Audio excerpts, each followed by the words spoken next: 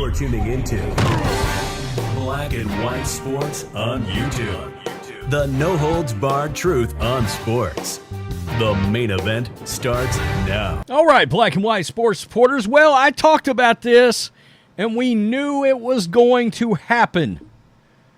At some point, there was going to become a media assault on Caitlin Clark and on Caitlin Clark's supporters. Now, you've got coaches like Becky Hamlin running her mouth out there about where are all these narratives coming from of all these players that hate on Caitlin Clark. And I'm thinking, well, you got one standing right next to you in the video trying to act like she doesn't know what anybody's talking about. Asia Wilson, Brittany Griner, Diana Taurasi, Natasha Cloud, Angel Reese. Do you want us to keep going? We know all of these. There's two segments going on here, folks. All these old WNBA players and some new ones that are piss hot mad that Caitlin Clark has not only moved the needle but broken the needle off. It's very obvious. People are tuning into her games. Her games. Not any of the new rookies and not any of the old veterans, all right? The attendance also reflects that and the revenue generated from the attendance. In other words, people are paying a lot more money for these games. Now, if Christy Sides ruins Caitlin Clark's career, that's going to be another topic, and I probably got a video coming on that. My God. If you don't let her take more than 8 shots a game, I'm going to pull my hair out. So anyway, now we've got the media coming after you. If you're a Caitlin Clark fan, you are now a toxic cultist and are ruining things for the WNBA's longtime fans. What longtime fans? The 400,000 that's been tuning in for games versus the 2 million that tune in for Caitlin Clark's games? 1.5 million? I mean, literally. Caitlin Clark's fandom is contributing to an extra 1 million to 1.5 million viewers a game. And these old fans are pissed? And the media's mad? The very media that has been trying to beg and plead for us to watch these WNBA games for years, and now it's an issue. Caitlin Clark derangement syndrome. I mean, seriously. It is unbelievable. So, Aaliyah Boston was looking forward. This is the Guardian that run this hit piece on Caitlin Clark fans, right? Aaliyah Boston was looking forward to her second professional season. The 2023 WNBA Rookie of the Year was coming off a successful debut as a television analyst for ESPN's NC2A Final Four in April. One made it even sweeter by seeing her beloved alma mater, South Carolina, win the national championship. The delightful approbation given to Boston from her college and national team head coach Don Staley. What does any of that got to do with Clark? The game clocks cut down the nets by getting revenge on Caitlin Clark's Iowa. That's great. The team who ended her collegiate career a year before. Boston knew she'd soon be playing alongside Clark with her WNBA team, the Indiana Fever, set to take the 22-year-old with the number 1 overall pick in the upcoming draft. Flash forward to now. Clark and Boston are indeed teammates, but the Fever started the season with 5 straight losses before Friday's narrow win over the LA Sparks raised the team's spirits a little. But even more important, an unfortunate storyline has emerged around the team. ESPN's Holly Roll, before the Fever's second regular season game against the Connecticut Sun, that said that Boston had deleted her ex from her phone and that TikTok is the only social media platform she now feels safe on? Come on. And the reason is disturbing. Toxic backlash she and the other WNBA players have received from Clark's wild fans. Her wild fans? Really? We can tell all of these old players are crapping all over her? And it's the fandom's problem. Wow. Okay. That's pretty wild. This is nuts. It's nuts. It's important to note this is not Clark's fault. No, just her fans' fault, I guess. just her fans' fault. Wow. Her historic impact on the college game, which led to the highest TV ratings in NCAA tournament ever, appears to carry over to the WNBA. Attendance and TV audience numbers for Clark's preseason and regular season debuts with the Fever reached zenith for the 28-year-old league. Although its players had fought for charter flights in CBA agreement talks, Clark, being at the center of the W's newfound popularity, has undeniably ushered in that long-awaited change.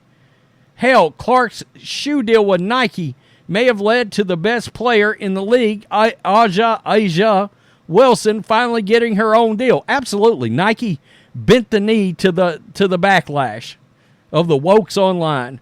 Some of the tension originated from the matchup between Clark and Angel Reese in the NCAA title game. All right? And a subset of Clark's favorite fans have become fully unbearable.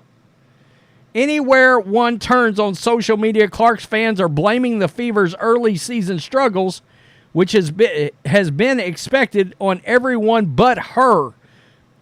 Disparaging comments about Boston's weight and game. I haven't heard anybody run their mouth about Aaliyah Boston's weight at all. I don't know where that came from. The rest of Clark's Fever teammates and calls for the head coach, Christy Sides, to be fired are constant. I don't love what Christy Sides is doing with somebody that needs to shoot the ball more than 8 times a game. Yeah, that's not right. And listen to this false narrative. Yet, those same Clark fans don't want to demand accountability from the point guard when it comes to her setting a WNBA debut record 10 turnovers, her below-average defensive play, and her zest for perimeter shooting. Her zest for perimeter shooting, that's what she is. That's what she is. And the problem they have with Sides is not letting her shoot it enough. Now, her record 10 turnovers, nowhere in this does it talk about the fact that those passes, a lot of them have not been handled by her teammates. And they have given Clark the turnovers for it. It is what it is. We're not blind. Clark's occasional volatile temper, so they're attacking Caitlin Clark in this, which earned her a rare technical last Monday night, is glossed over by her rabid supporters who treat her as infallible celebrity instead of the still developing professional player. She's got flaws. There's no doubt about it. Oh, and here they go attacking you because you don't want to get to know the history of the WNBA. Added to this, many of Clark's fans have never been WNBA fans. There's nothing wrong with that. Not a single thing. And they show a significant level of ignorance by not respecting the league's quarter-century history of producing great athletes. No, I don't need anybody telling me what to do with my time and my money. I don't have to take an interest in a damn thing that's happened before 6 weeks ago. I don't. That's my right as a consumer. It is what it is. The arrogance of pretending that Clark is the sole reason for any interest in the WNBA, she is. Or the high level of play it has long possessed, or believing that her fellow professionals are envious of her, are traits her ardent supporters must get rid of. No. I mean, the numbers bear it out. People are tuning in for Caitlin Clark. End of story. We're not here to blow air up your skirt. We're not here to do that. We're not going to lie to you. The ratings, nobody was watching. I don't know how else to say it. Nobody was watching. Come on. That will not be an easy task thanks to NBA legends LeBron James and Charles Barkley, who are enabling the fans' childish antics. Really. Barkley, meanwhile, shows why Clark's toxic fans and casual WNBA followers need to educate themselves about the league. The coddling of the talented Clark has been insulting and offensive to the great women of the W, who have, despite all misogynistic, racist, and homophobic attacks they faced, carried the league to sustainability before her arrival. They did not carry the league. The NBA carried the league. How many lies are you going to put into one article? Inquiring minds would love to know. How many lies do you want to put in one article, Guardian? And the demand for us to take interest in the long history of the WNBA? What history? I mean, I don't know how else to say it. This league has not had decent ratings in over 20 years. Over 20 years. 22 years is how far back Caitlin Clark's ratings have gone, far as the most people watching. I mean, it's like these people are not paying attention. Literally, the money that's generated, the attendance, and the ratings. The numbers, what is it? Numbers don't lie. Numbers don't lie. If people were interested in the players that had been in the league prior, we would have watched the games. Sorry, not sorry. I mean, this demand for us to have to consume the history of the league? Nah, I'll do what I want to do with my time. That's crazy. That's crazy. The arrogance. We knew this would happen, folks.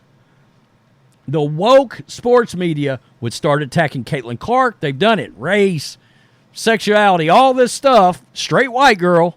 And they would start attacking the fans. You notice they use toxic and derangement. By the way, the Guardian hates Trump too, by the way. Just throwing that out there. All the leftist buzzwords, yada, yada, yada, that they use in politics is now stepping over into a basketball court. Congratulations, Caitlin Clark fans. You're toxic. Wow. Tell me what you think in the comments section below. People will watch what they want to watch and consume what they want to consume. And it's their right as Americans to say, yeah, nah, or yeah, we'll check it out. Just that simple. Peace. I'm out. Till next time. Thanks for watching the show. Be sure to like, comment, and subscribe. Be sure to tune in next time on Black and White Sports.